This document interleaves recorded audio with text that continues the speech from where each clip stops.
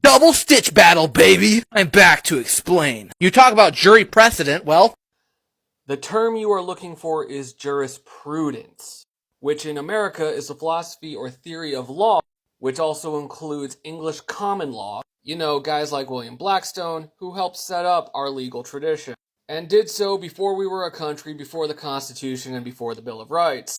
But let's move on, shall we? have two natural rights. The first is to defend yourself. That's individual.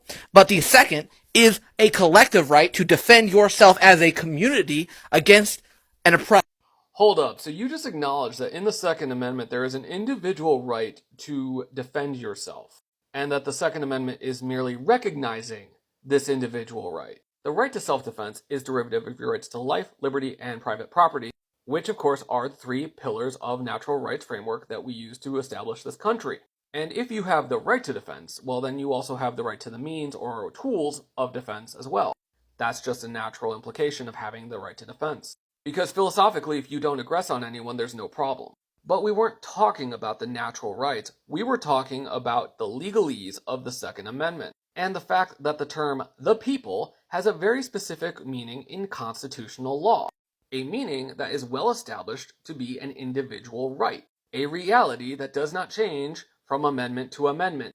The people is quite explicit.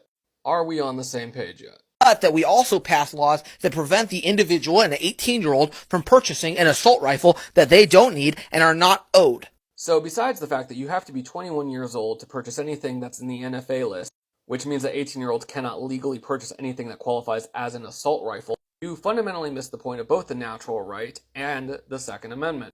There is no demand that you are owed something here. There is no obligation, there is no positive right. What is being said is that you do not have the right as an individual to infringe on my capacity for purchasing or acquiring said means of defense. Any attempt to block the individual from acquiring the means of defense is seen as an immoral act. This is just reality under natural rights framework. But ultimately, that goes back to your argument or lack thereof, which is just a bunch of fallacious appeals to emotion. There's a decided lack of both logic and data in this entire discussion, which I don't think it's fair to even call it that.